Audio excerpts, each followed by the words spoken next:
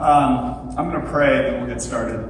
Heavenly Father, God, I just thank you for this beautiful day that you've given us. God, I just pray for the hearers of this message, for your seeds of grace and mercy and love to be embedded within the heart, and freedom to come out of that, Lord, for each person here, that we are in bondage to self and we can become set free from that and live in a newness of life. And that's my message today, is on my life's journey. So everything that I teach and preach out of is out of a life lived and a submission of life to a loving God. Our focus on who God is and the beauty of who he is. It says in 2 Corinthians 5:14, it says, "For Christ's love compels us, for we are convinced that one died for all, therefore all died. He died for all, that those who live should no longer live for themselves, but for him who died and was raised again." And my struggle in life, my struggle is with identity. So I started out as a tennis player, and I got my entire identity from being the best I could possibly be, right? And I got to the point where I won Valley, right? But it only lasted, that satisfaction only lasted for a minute, right? Then it was on to the next thing. So I ended up joining a fraternity at Fresno State, Sigma Chi, and then I started going down the depraved route. So alcohol, drugs, women, you name it, that's the direction that I went. And it was a lot worse than the tennis route, because on the back end of that is guilt and shame and self-condemnation. So the idea is, it wasn't until 8 years ago, I was in a bathroom mirror after coming to church, and my identity in that brokenness before was, I tried to seek out God, but I never got off the throne of my heart. So the root was still me. It was still rooted in self. That's why, Jesus teaches that for whoever wants to be my disciple, they must deny themselves, pick up their cross and follow me. The one who tries to hold on to his life will lose it, but the one who lays down his life for my sake and the gospel will find it. That's where true freedom comes in. So 8 years ago, I'm in the bathroom because I had tried to incorporate Jesus into my life to make my life better. So at the root was still self. Now all of a sudden, my mom gets sick with cancer.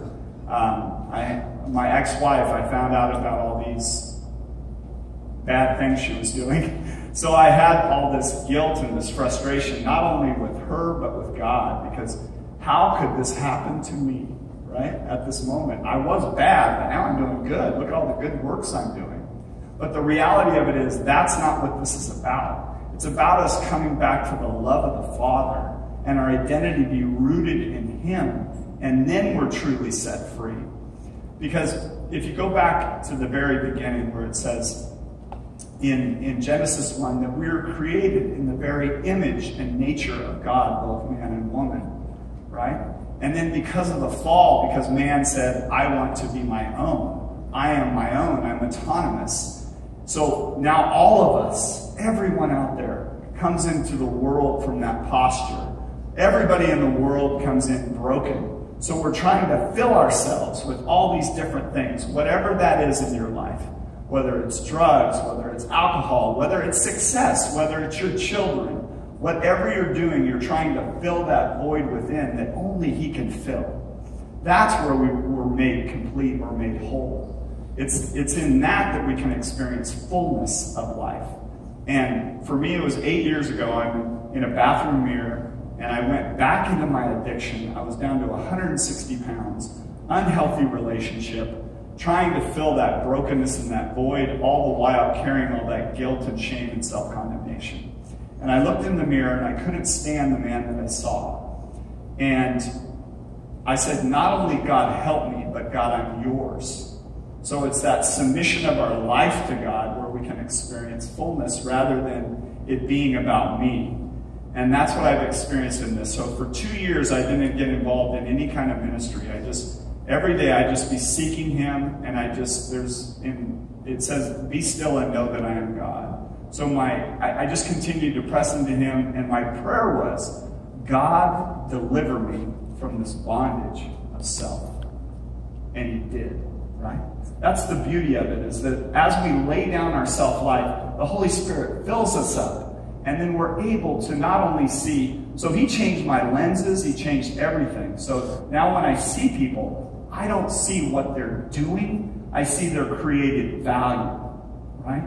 Anybody that's in an addiction cycle or a pattern, they just don't know who they are or whose they are. They don't understand that they were created for so much more. So it's a broken person trying to fill a void within their life, right? And so when you come back to the love of God, he changes you from the inside out. This is a message of hope and life experience, is that what I've seen.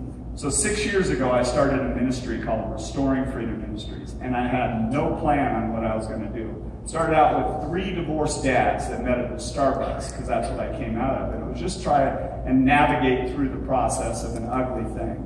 You know, help them to not get into that place of bitterness and resentment and stay in that bondage to self. Because anytime we get into a place of brokenness, that's where we go. We go deeper and deeper into self, right? So then it expanded into any kind of addiction issues, patterns, that kind of thing, any kind of brokenness. And at the root of it is 3 things. We always focus on identity. What is your true identity? Created value, the love of God, and then breaking down the false idols that we have in our life, right? So what I've seen over the last 6 years is over 600 men have come through the doors. Some have gotten some total transformation in their life. Marriages have been restored where there was no hope, because the man got to the point of saying, you know, I'm done, I want to live a different way. If we don't get back to that point, we can go through all the fruit of the issues of the problem. If we don't get down to the root of the problem, then it's gonna pop up somewhere else. So our ministry is a root ministry. It gets down to the root of your identity, your created value, that you're truly loved, that there's so much more than what you've been settling for. That's what a couple weeks ago, conviction just became so clear to me. And I used to hear the word conviction, and I thought, oh my gosh, that's like something not so good, right? But today I hear it so different. I started crying in our meeting, because conviction to me today is God's love for us.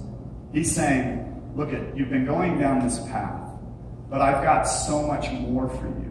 You were created for so much more than what you're settling for. It's the love of God coming to us that truly does set us free from that bondage of self.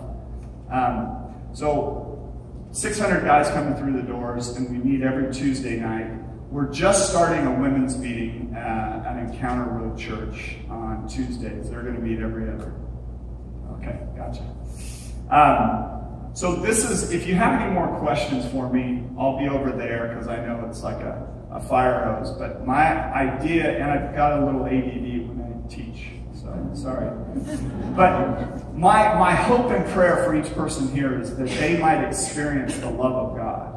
Because there was a guy, Rich Mullins, who wrote, our only hope is the love of God. Because we were not created to live a life centered in ourselves. We were meant to love God with all of our heart, with our mind, with our soul, and be able to love others as ourselves, right? But if we don't see our own created value, then we don't love ourselves. That's why we go down these dark paths.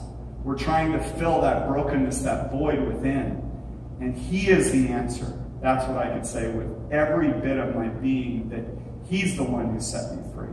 I've experienced beauty. I remarried my wife. Not remarried my wife. I got remarried. She's my wife. And then my kids are here too. And I'm just so grateful to be here, because none of this would be happening if I hadn't submitted my life to God and experienced his love. And then he changes my lenses, because I believe we all are looking through broken lenses. May you see life through healed and clear lenses today. God bless y'all.